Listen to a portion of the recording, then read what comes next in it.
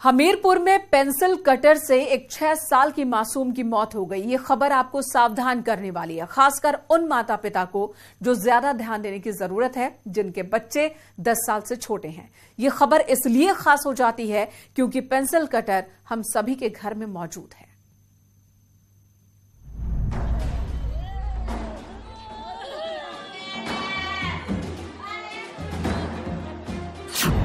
Pencil के छिलके से गई बच्ची की जान।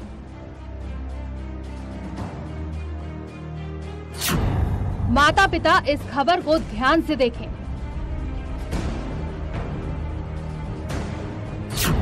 पेंसिल कटर को अपनी देखरेख में दें।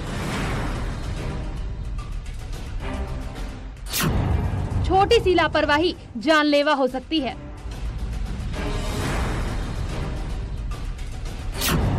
बच्चों को कटर से दूर रखें माता पिता।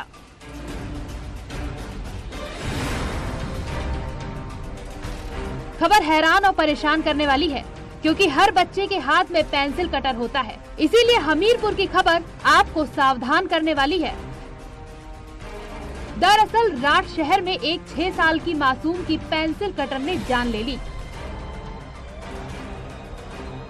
पेरेंट्स सावधान हो जाएं क्योंकि हमीरपुर से एक ऐसा वाकया आया है जिसको सुनने के बाद शायद आपका दिल भी रो पड़ेगा। एक 6 साल की मासूम बच्ची अर्तिका की मौत का कारण बना है पेंसिल का छिलका। जब वह पढ़ रही थी तभी उसका पेंसिल का छिलका अचानक मुंह में चला जाता है और वह तड़पने लगती है और उसकी मौत हो जाती है। अब आपको पूरी कहानी बताते हैं। 1 साल की मासूम कटर मुंह में लगाकर पेंसिल छील रही थी, तभी पेंसिल का छिलका उसके गले में फंस गया। लड़की खासकर उसे निकालने की कोशिश कर रही थी और साथ साथ सांस लेने की दिक्कत के कारण तड़प भी रही थी। कुछ देर बाद उसने वहीं दम तोड़ दिया। आनन फानन में घर वाले उसे अस्पताल लेकर गए, जहां डॉक्टर ने उसे मृत घोषित कर दिया। बच्ची जो आई है वो अर्तिका नाम की बच्ची है। उसके पिता का नाम नंद किशोर है और वो पहाड़ी वीर की रहने वाली है। बच्ची जो हमारे अस्पताल में आई वो मृत अवस्था में आई थी। उसके परिजन लेके आए थे और परिजनों ने बताया कि बच्ची जो है अपने भाई बहनों के साथ ऊपर छत पे पढ़ाई कर रही थी और पेंसिल छीलने के दौरान ये हादसा हुआ। पेंसिल और कटर जो है मुंह में चला गया, जिसकी वजह से उसकी मौत हो गई। परिवार वालों के मुताबिक लड़की काफी देर तक तड़पती रही, लेकिन पेंसिल के छिलके ने उसे हमेशा के लिए शांत कर दिया। इस हादसे के बाद घर वालों का रो रो कर बुरा हाल है। अब वो पछता भी रहे हैं कि काश बिटिया को पेंसिल के साथ कटर नहीं दिया होता तो आज उसकी जान बच जाती। मामला राठ शहर के कोतवाली क्षेत्र के पहाड़ी वीर गाँव का है। यहीं के निवासी नंद किशोर अपनी पत्नी समेत बच्चों के साथ रहते हैं। उनका बेटा और 2 बेटी छत पर बैठकर पढ़ाई कर रहे थे। होमवर्क करने के लिए आर्तिका मुंह में कटर दबाकर पेंसिल छील रही थी, तभी पेंसिल की छीलन कटर से निकलकर श्वास नली में फंस गई और उसकी जान चली गई। बहरहाल ऐसी घटना किसी के भी साथ हो सकती है, इसीलिए आप भी सावधान रहें और मासूम बच्चों के हाथ में पेंसिल तो दें, लेकिन कटर से दूर रखें। हर घर में पेंसिल मिलेगी और कटर मिलेगा। बच्चों को सावधानी की आवश्यकता है देखने की।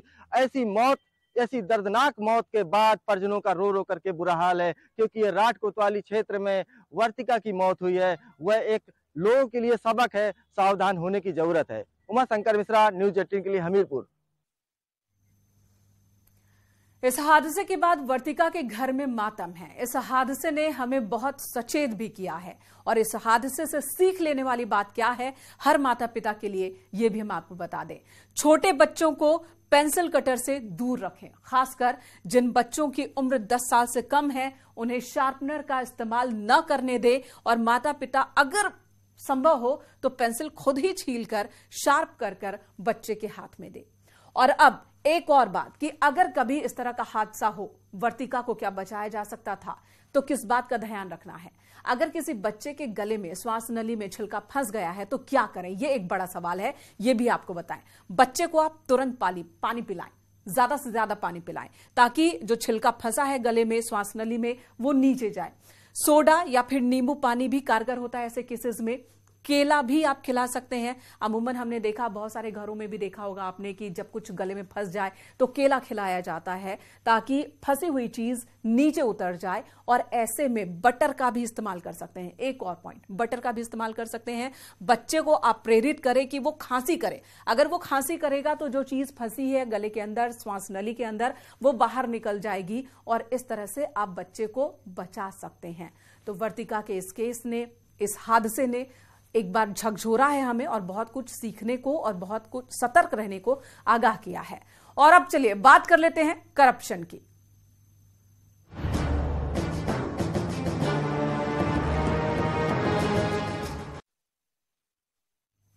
अधिकारी अपने अजब गजब कारनामों के लिए चर्चा में बने रहते हैं। आज आपको विकास विभाग के कैसे अधिकारी का कारनामा दिखाएंगे जिसे देखकर आप भी यकीन मानिए कि सोच में पड़ जाएंगे।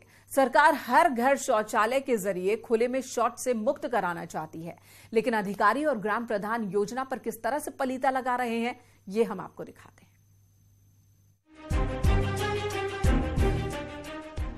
ये तस्वीरें देखिए, एक ही शौचालय में डबल पॉट। ये है बस्ती जिले के कुदरहा ब्लॉक की तस्वीरें। गौराधुंदा गांव में बने इस शौचालय की तकनीकी इस वक्त चर्चा में है। एक बार फिर से देखिए इस शौचालय की तस्वीरें। एक ही 4 दीवारी में 2 पॉट बने हैं। विभाग के इंजीनियर साहब और ग्राम प्रधान की तकनीकी को देखकर आप क्या कहेंगे? ऐसा नहीं है कि ये एक ही शौचालय है, बल्कि कागज पर 2 शौचालय के नाम से दर्ज है। सरकार खुले में शौच से मुक्त करने के लिए हर घर हर गांव में शौचालय का निर्माण करा रही है ताकि लोगों की निजता बनी रहे। लेकिन ग्राम प्रधान जी और सरकारी साहब ने एक ही रूम में 2 शौचालय बनाकर निजता को भी चुनौती दे दी। जरा सोचिए, एक ही टॉयलेट रूम में 2 लोग कैसे जा सकते हैं? गौराधुंदा गांव में सेक्रेटरी और प्रधान ने 10 लाख की लागत से एक सामुदायिक शौचालय का निर्माण कराया, लेकिन आज तक इस सामुदायिक शौचालय का कोई भी व्यक्ति उपयोग नहीं कर पाया। इसके पीछे कारण ये है कि शौचालय बनाए गए लेकिन उसके दरवाजे नहीं लगे और एक ही रूम में दोनों सीट की तकनीकी ने लोगों को भी हैरान कर दिया। हाँ, शौचालय में दरवाजे नहीं लगे हैं और एक ही कक्ष में 2 सीट स्थापित कर दिया गया है। इसके लिए संबंधित सचिव से मांगा गया है रिपोर्ट कि किन कारणों से ऐसे किया गया है। संबंधित कार्रवाई संबंधित आगे की जाएगी। इस पूरे मामले को लेकर जिला पंचायत राज अधिकारी से जब न्यूज 18 ने बात की तो बताया कि दोषी सेक्रेटरी को नोटिस जारी कर दी गई है और सख्त निर्देश दिया गया है कि जल्द से जल्द सामूहिक शौचालय को ठीक करें। इसके अलावा रिपोर्ट मिलने के बाद संबंधित के खिलाफ उनके स्तर से कार्रवाई की जाएगी।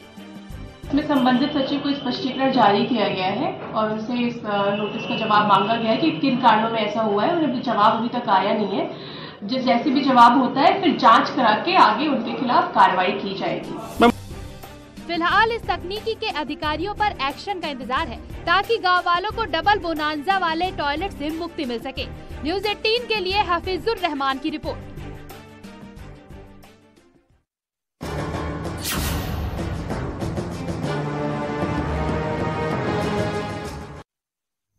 और करप्शन का एक खेल देवरिया से भी सामने आया, जहां जिला प्रशासन के अधिकारी 41 सरकारी तालाबों और पोखरों को खोज रहे हैं ताकि उनमें पानी देख सकें, लेकिन लगता है तालाब कहीं उड़ गए हैं।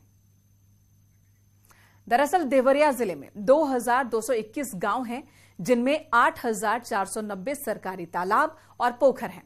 लंबी जांच के बाद पता चला कि 66 सरकारी तालाब गायब हो चुके हैं। काफी मशक्कत के बाद 25 तालाब बरामद कर लिए गए, लेकिन 41 पोखर अब भी गायब हैं। फिलहाल जिला प्रशासन ने सभी तहसीलदारों को चिट्ठी लिखी है और पोखरों की तलाश करने के आदेश दिए हैं। प्रशासन के इस फरमान के बाद गांव में पोखर गायब करने वाले ग्राम प्रधानों और सचिवों की हवाइयां उड़ी हुई हैं। देवरिया में तालाब भूमि पर अवैध कब्जा हटाने के लिए अभियान चलाया गया है, जिसमें सभी तहसीलों से रिपोर्ट ली गई है। 66 में से 25 तालाबों पर अतिक्रमण मुक्त करा दिया गया है। बाकी तालाबों को अतिक्रमण मुक्त कराने के लिए सभी एसडीएम और तहसीलदार को निर्देश दे दिए गए हैं।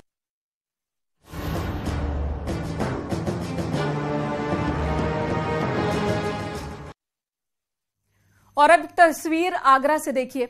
एक मजदूर की तस्वीर है जो पेट की आग बुझाने के लिए मेहनत करता है, लेकिन उसकी मेहनत आजकल चर्चा का विषय बनी हुई है। ये बबलू हैं जो करीब 25 साल से गाड़ियों के ऊपर सामान चढ़ाने का काम करते हैं। सामान भी ऐसा वैसा नहीं, सीधे बाइक सिर पर उठाकर बस के ऊपर चढ़ा देते हैं। नाम मजदूरी का है, किसी बाहुबली से कम नहीं है।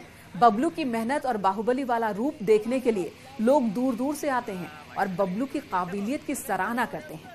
बबलू का दावा है कि वो 2 पहिया को कई बाइक ऊपर, बस या ट्रक पर अकेले चढ़ा सकते हैं।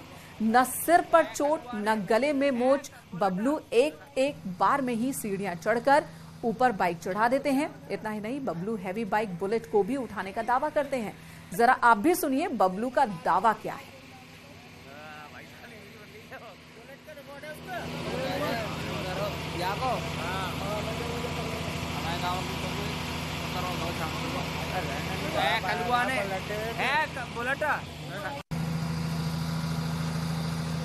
कौन कौन सी गाड़ी चलाई है लगभग आपने? सब गाड़ी चलाई है, बुलेट सब। अच्छा, तो आपको ऐसा नहीं लगता है गर्दन में कोई दिक्कत आएगी? कोई दिक्कत नहीं है। आप पे कोई लाग बाग भी नहीं है? नहीं, कुछ नहीं। मतलब कुछ पकड़ते नहीं आप हाथ से? 25 साल से काम कर रहे हैं आप। और कौन कौन सी गाड़ी चला सकते हो? कोई पल्सर हुई, कोई सी भी गाड़ी चला लेंगे। ये तो एक कला है आपकी। यहां रुकेंगे एक ब्रेक के लिए, खबरों का सिलसिला जारी है।